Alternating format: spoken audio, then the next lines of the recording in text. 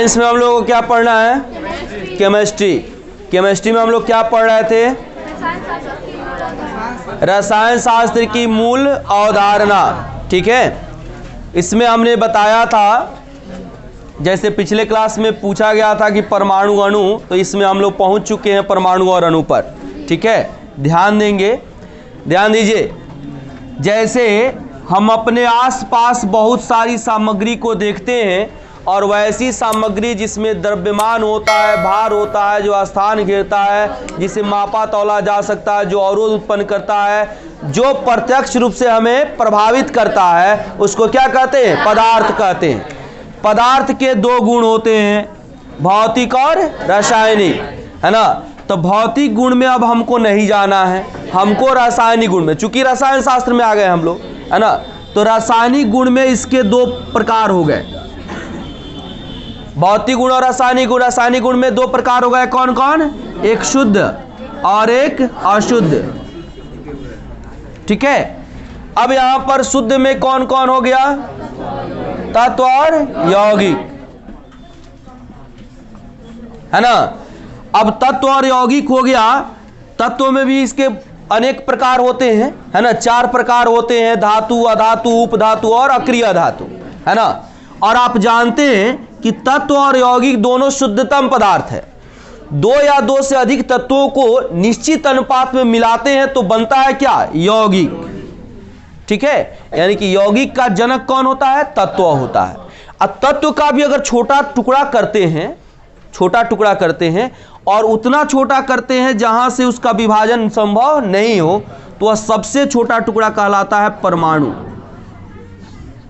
क्या कहलाता है? और यौगिक का जो सबसे छोटा टुकड़ा होता है वह क्या कहलाता है? अणु। परमाणु को जब एक से अधिक परमाणु को मिलाते हैं तो क्या बनता है? अणु। ठीक उसी तरह से जैसे एक से अधिक तत्वों को मिलाते हैं तो क्या बनता है? यौगिक। ठीक है, प्रारंभ में यह कल्पना की गई थी कि पदार्थ का वह सबसे छोटा टुकड़ा जिसे और अधिक छोटा नहीं किया जा सकता, उसको क्या कहते हैं? परमाणु कहते हैं, जो कि अविभाज्य होता है। अविभाज्य का मतलब क्या हो गया? जो विभाजित नहीं हो सकता है, उसको कहा गया क्या? परमाणु। लेकिन बाद में कुछ वैज्ञानिकों ने काम किया और काम करके इसको विभक्त कर दिया। अभी तक 22 से भी अधिक इसके पार्टिकल बनाए जा चुके हैं परमाणु को तोड़ करके, लेकिन मुख्य जिसको मौलिक कण कहते हैं, बेसिक पार्टिकल कहते हैं, फंडामेंटल पार्टिकल कहते हैं, उसकी संख्या कितनी है? 3 है। कितनी है? इन्हीं तीनों का अध्ययन हम लोग करते हैं। यानी कि परमाणु के 3 भाग कौन कौन? इलेक्ट्रॉन,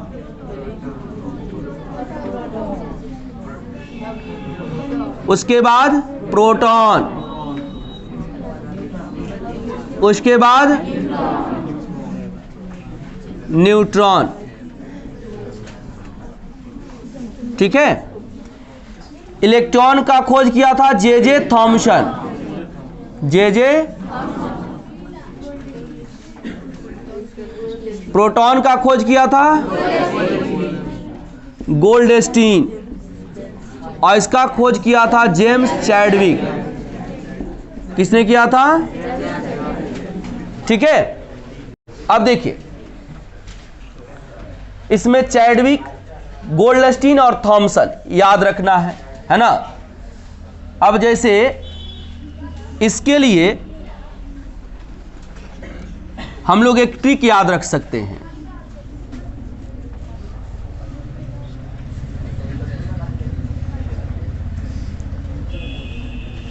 ईटा पग नाचे,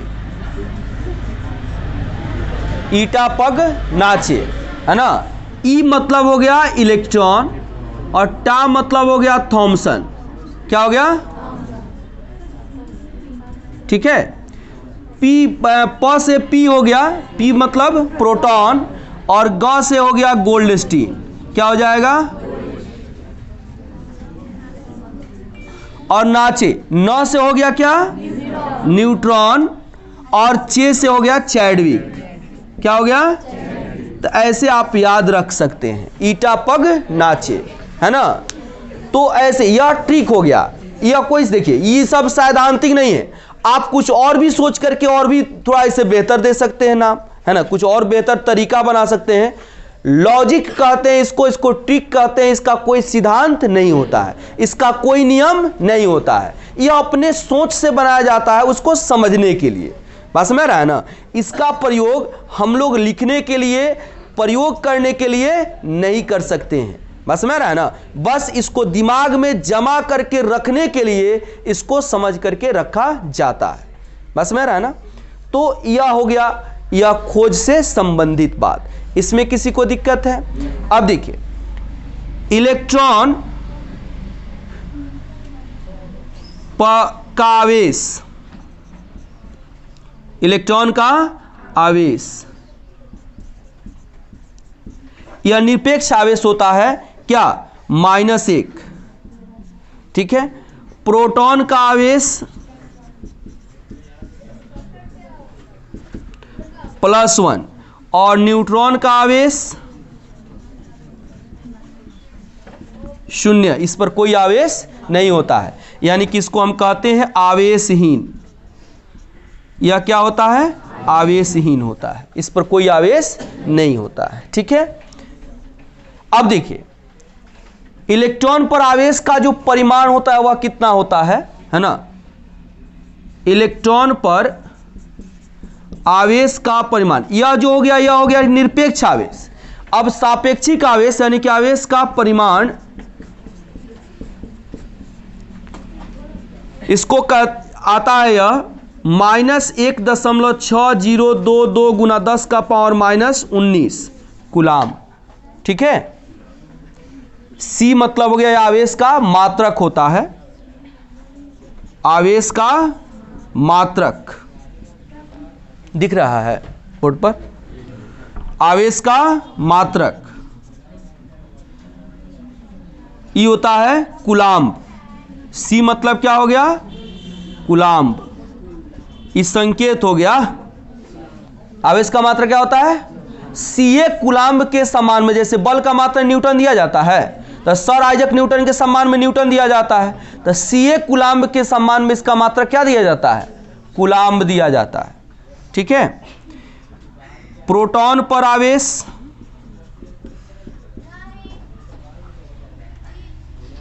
प्लस 1.6022 गुना 10⁻⁻19 कूलाम, क्योंकि इस पर धन होता है और इस पर ऋण होता है। बात समझ रहा है ना। तो हाई एक जो है इसके गुणांक को बताने के लिए आया है, क्योंकि एक के साथ तो किसी का गुना करेंगे तो क्या आएगा? एक ही आएगा, मतलब उतना ही आएगा जिससे गुना कर रहे हैं। तो अब -1 से गुना कीजिएगा तो यही ना रह जाएगा, अब +1 से गुना कीजिएगा तो यही रह जाएगा, बस चार्ज में आ जाएगा माइनस और प्लस। और न्यूट्रॉन पर क्या होता है? 0, माने वह आवेशहीन होता है, उस पर कोई आवेश नहीं होता है ना। कहाँ तक लिखे थे? अच्छा, व्यवस्था लिख चुके नहीं? तो यहां से लिखिए, यह तो लिख चुके हैं ना, इसको लिखिए।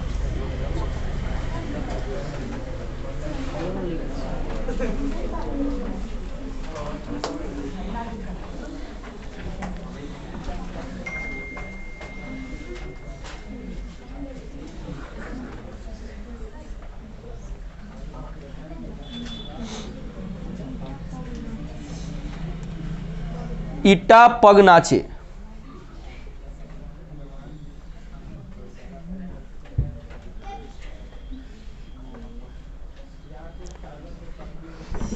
नहीं दिख रहा है? अच्छा रुके, इधर लिख देते हैं।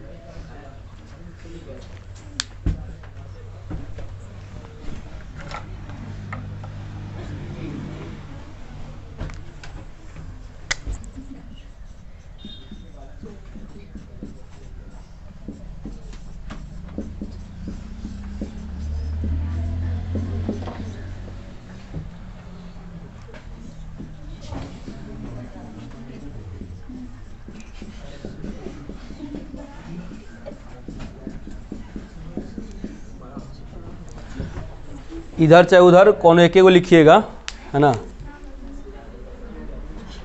मतलब इधर नहीं दिख रहा था तो उधर लिख दिए हैं।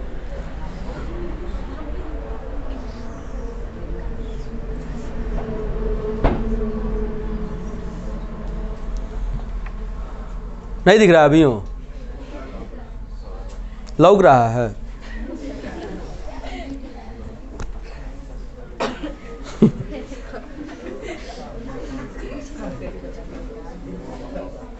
लिख ली।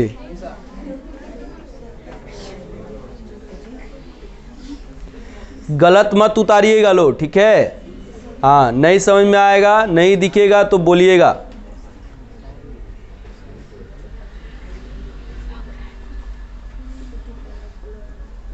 ये सब ऑब्जेक्टिव के लिए महत्वपूर्ण है। ऑब्जेक्टिव इससे पूछे जाते हैं ना।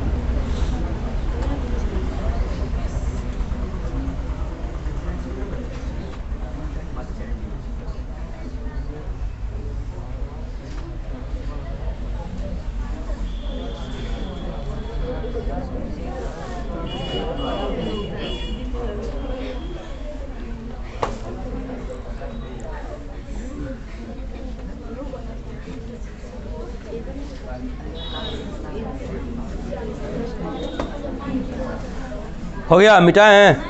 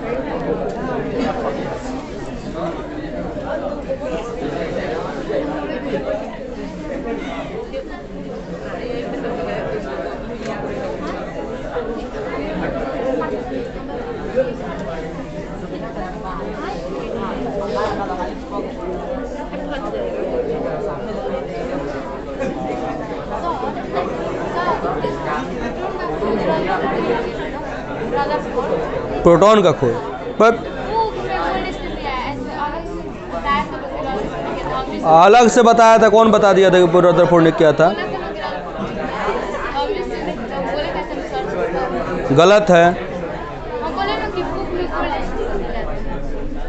बुक से क्या करना है? इलेक्ट्रॉनिक व्यवस्था, परमाणु की व्यवस्था के बारे में रदरफोर्ड ने बताया था। रदरफोर्ड का अलग परमाणु मॉडल होता है, थॉमसन का अलग परमाणु मॉडल है। रदरफोर्ड ने बताया, तो रदरफोर्ड ने अपने अर्नेस्ट गीगर और केन मार्सडेन के द्वारा मिल करके काम किया, और वह बाद में परमाणु मॉडल दिए। तब तक बता चुके थे थॉमसन कि परमाणु में इलेक्ट्रॉन और प्रोटॉन की संख्या समान होती है। बाद में रदरफोर्ड आए, तब वह बताए, सोने के पत्थर पर प्रयोग किए, अल्फा कण को प्रवाहित किए। अल्फा कण एक धनात्मक कण होता है जिसके द्वारा प्रयोग करके पाया गया, है ना। कहां से आप लोग ये पढ़ लेते हैं बिना मतलब का बात। हम ऑनलाइन पढ़ा रहे हैं, है ना। ऐसा थोड़े है कि गलत बता देंगे तो फिर इसीलिए कहते हैं कि 4 जगह नहीं पढ़ना चाहिए। हम बार बार सब बात बता चुके हैं। अगर आपके पास ज़्यादा पैसा है तो ठीक है, 500 फीस मत दीजिए, 300 और दूसरों को, टीचर को मिला करके हम ही को दे दीजिए 800 रुपया। सीधी सी बात है ना। मतलब कि एक ही जगह पढ़ने पर अगर 3 जगह का काम हो जा रहा है तो क्या जरूरत है 4 जगह पढ़ने का। अगर यहाँ पे नहीं बेहतर लग रहा है तो आप दूसरी जगह पढ़ सकते हैं शौक से। हमने बार बार कहा इस बात, है ना। लेकिन ये सब कंफ्यूजन क्रिएट मत कीजिए खुद के लिए। यह आपके लिए हानिकारक है, मेरे लिए क्या है आप तो पूछिएगा, हम बता देंगे, है ना। 4 को कॉन्सेप्ट दिमाग में रखिएगा तो आपको हानि पहुंचाएगा। मैं बता दिया, स्पष्ट रूप से लिखा दिया, तो फिर सही गलत की बात ही नहीं रह जाती है। बोला था तो बता दीजिएगा कि सर हमारे यहाँ बताया, दिक्कत हो तो चलिए सर के पास, नहीं तो हमारा नंबर दे दीजिए, बात खत्म है।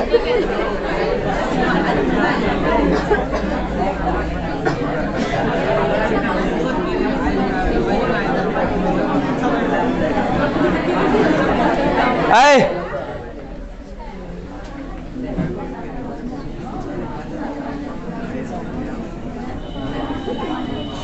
अब देखिए इसमें इलेक्ट्रॉन, प्रोटॉन, न्यूट्रॉन, इसकी व्यवस्था के बारे में हमने बताया कि इसमें नाभिक में न्यूट्रॉन और प्रोटॉन होता है ना।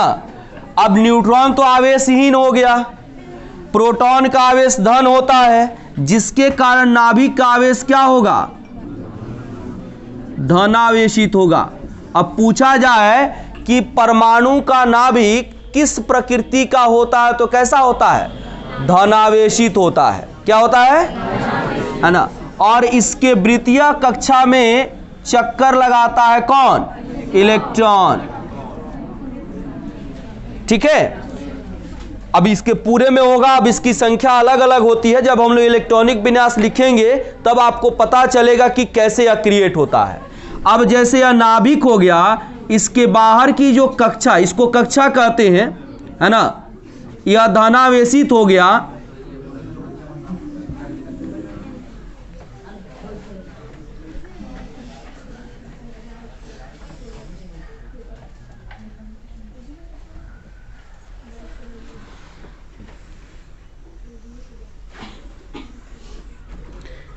इस ऑर्बिट का हम नाम देते हैं KLMN। ऐसे आगे बढ़ते जाएगा KLMNOP, है ना। या इसकी कक्षा का हम नाम देते हैं।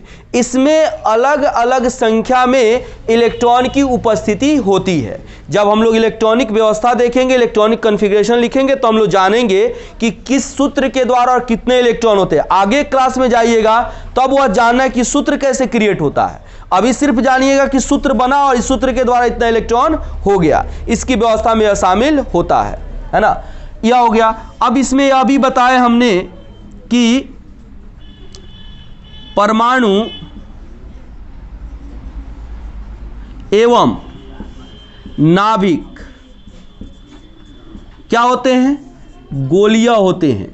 एवं काम कीजिए, इसको लिखिए, कुछ टर्म्स को हम बोर्ड पर लिखेंगे, आप लिखिए, उससे बढ़िया डायरेक्ट लिखिए, समझा देते हैं। ठीक है ना। इसको बनाना चाहे तो बना सकते हैं।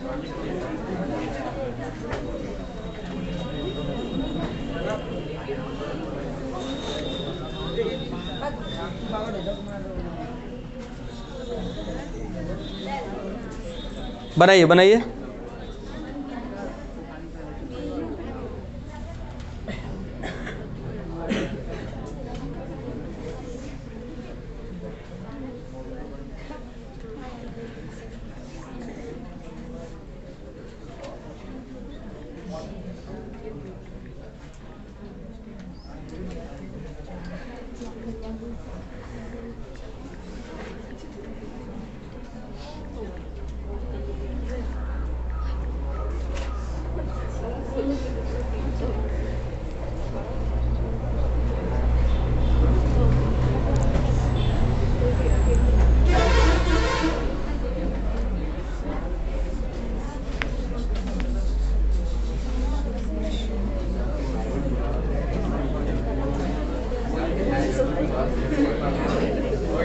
हो गया।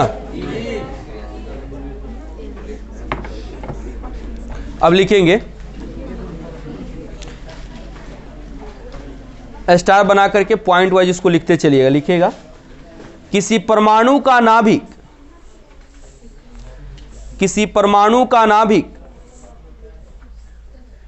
किसी परमाणु का नाभिक धनावेशित कण, किसी परमाणु का नाभिक धनावेशित कण, धनावेशित कण प्रोटॉन की उपस्थिति के कारण, प्रोटॉन की उपस्थिति के कारण, प्रोटॉन की उपस्थिति के कारण, प्रोटॉन की उपस्थिति के कारण धनावेशित होता है, प्रोटॉन की उपस्थिति के कारण धनावेशित होता है। प्रोटॉन की उपस्थिति के कारण धनावेशित होता है। हो गया। अगला पॉइंट, नाभिक में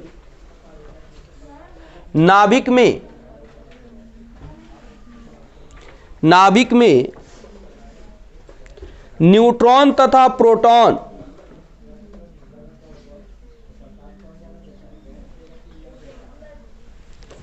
नाभिक में न्यूट्रॉन तथा प्रोटॉन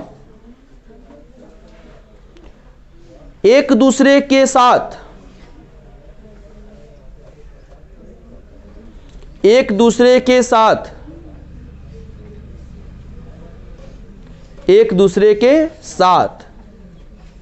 मेसॉन कण के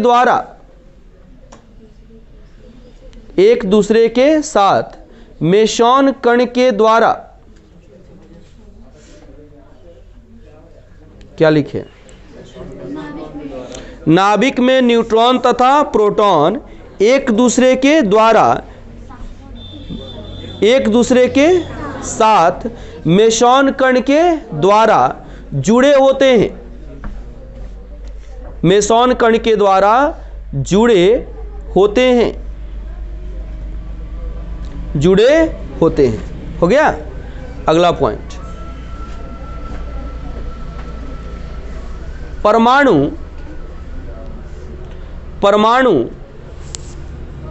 गोलिया होता है।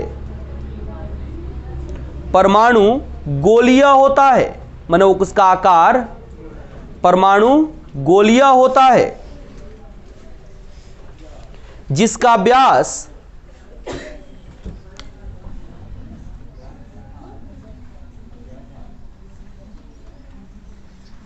जिसका व्यास 10 टू द पावर -10 10 का पावर -10 मीटर या 10 का पावर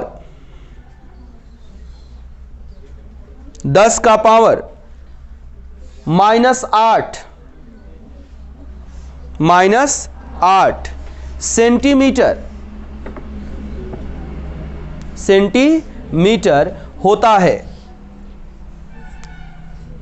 10 का पावर -8 सेंटीमीटर होता है।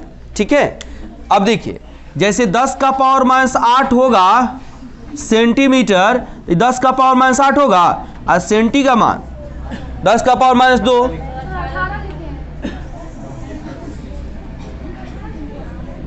और सेंटी का मान 10 का पावर -2 होता है मीटर।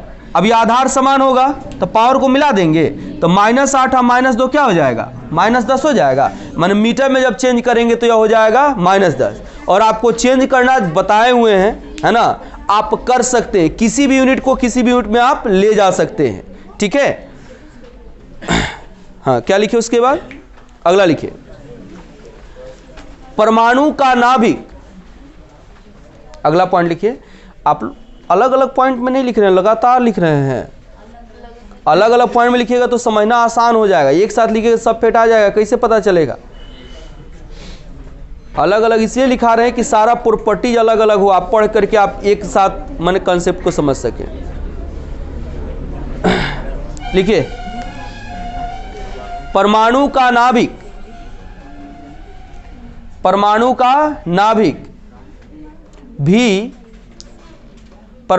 नाभिक भी गोलाकार होता है। भी मतलब ABCD का भी नहीं, बहुत दीर्घी भी। हाँ, परमाणु का नाभिक भी गोलाकार होता है, जिसका व्यास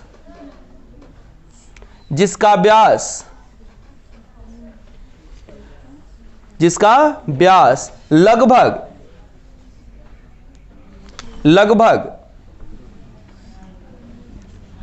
10 का पावर -15 मीटर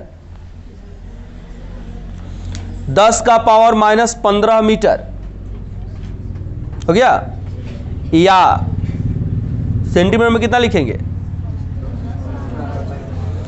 या 10 का पावर -13 सेंटीमीटर या 10 का पावर माइनस 13 सेंटीमीटर होता है। अब देखिए थोड़ा इसमें कंफ्यूजन क्या होता है। देखिए मैं कंफ्यूजन सहित सब बात को इसलिए बताता हूं कि आप कोई भी किताब पढ़े तो मेरी बात से बात टैली हो, है ना।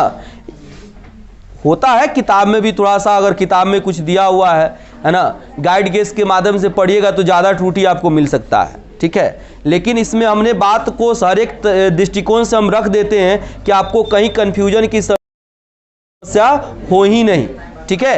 अब देखिए नाभिक, अब ई पूरे परमाणु का आकार हो गया, इसके बीच में छोटा कण होता है, वह क्या होता है, नाभिक होता है। तो निश्चित है कि इस परमाणु के आकार से इसका आकार क्या होगा, छोटा होगा, है ना।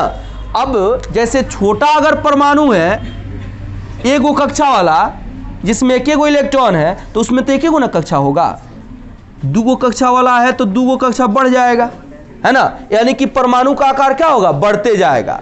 तो अब कहने का मतलब यह है कि परमाणु का आकार जब बढ़ेगा तो उसके रिस्पेक्ट में उसके नाभिक का आकार भी बढ़ेगा, नाभिक का आकार भी बढ़ेगा, है ना। लेकिन परमाणु का आकार जैसे 10 का पावर माइनस 10 मीटर बताया, तो इसी से छोटा होगा। तो इसी से छोटा होगा इसलिए कहीं कहीं आपको यह दिया रहता है कि नाभिक का जो व्यास है, अब गोला होगा तो उसका पूरा व्यास के अकॉर्डिंग करेंगे, यह गोला हो गया, अब व्यास यह हो गया, यानी कि पूरा इसका मेजरमेंट बताया जा रहा है ना।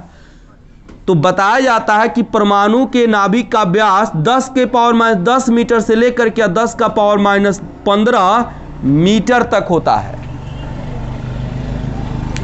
10 का पावर माइनस 10 मीटर से लेकर के 10 का पावर माइनस 15 मीटर तक होता है। आप जानते हैं कि माइनस में परिमाण बढ़ेगा तो इसका मान क्या होता है, छोटा होते जाता है, नहीं होता है। जैसे 10 का पावर माइनस 1/10 होगा, और 10 का पावर माइनस 2 1/100 होगा। आप जानते हैं कि अगर अंश समान हो और हर का परिमाण बढ़ता जाए तो मान क्या होता है, घटते जाता है। जैसे 1/2 और 1/3 में कौन छोटा कौन बड़ा, 1/2 और 1/3 में कौन छोटा कौन बड़ा, बताओ दिलखुश, कौन बड़ा कौन छोटा 1/2 और 1/3 में, कौन बड़ा कौन छोटा, क्या होगा, बड़ा होगा। 1/2 बड़ा होगा और 1/3 छोटा होगा, यानी कि नीचे का परिमाण बढ़ता जाएगा तो पूरे का मान क्या होगा, घटता जाएगा। बस में रहा है ना। तो वैसे ही यहां पर है। तो अब 10 के घात जो है माइनस में बढ़ता जाएगा तो परिमाण छोटा ना होगा। तो इसीलिए कहीं कहीं दिया होता है कि 10 के पावर माइनस 10 मीटर से लेकर के 10 का पावर माइनस 15 मीटर तक होता है। तो हमने यह बड़ा वाला इसका जो लास्ट रेंज है वह सीमा बताया कि वहां तक ही हो सकता है। लेकिन कभी कभी जब ऑब्जेक्टिव में आता है ना तो आप 10 का पावर माइनस 15 मीटर ही लिखिएगा, है ना। रेंज में आएगा तो यह लिखेंगे, बस में रहा है, कोई दिक्कत। तो हमने 10 का पावर माइनस 15 इसीलिए लिखा है। अगला पॉइंट लिखेंगे,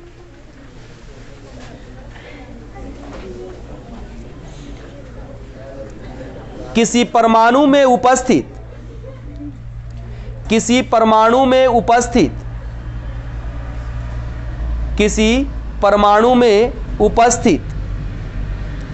इलेक्ट्रॉन की संख्या, किसी परमाणु में उपस्थित इलेक्ट्रॉन की संख्या, किसी परमाणु में उपस्थित इलेक्ट्रॉन की संख्या, इलेक्ट्रॉन की संख्या किसी तत्व का परमाणु संख्या होती है, किसी तत्व की परमाणु संख्या होती है।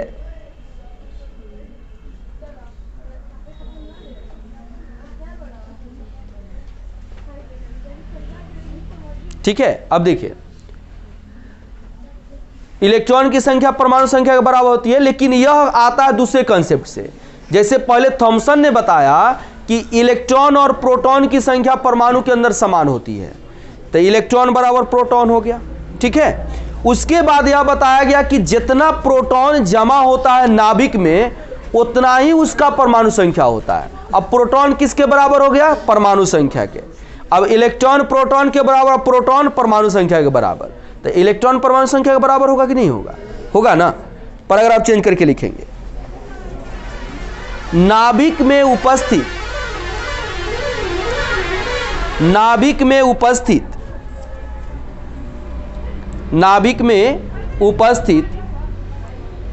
प्रोटॉन की संख्या,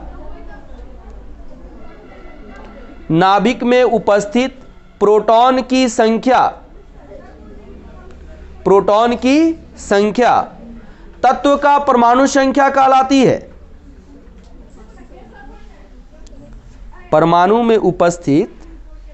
नाभिक में उपस्थित प्रोटॉन की संख्या तत्व का परमाणु संख्या कहलाती है।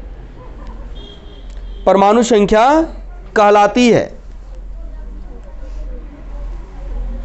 नाभिक में उपस्थित प्रोटॉन की संख्या तत्व का परमाणु संख्या कहलाती है, जिसे Z से प्रकट करते हैं। Z से प्रकट करते हैं। हो गया। अब इसको रन देते हैं। अब इसके बाद इसमें कुछ और ऑब्जेक्टिव टर्म हम लोग लिखेंगे और उसके बाद तत्व और उसका इलेक्ट्रॉनिक विन्यास जानेंगे। ठीक है, चलिए रन दीजिए, बंद करो।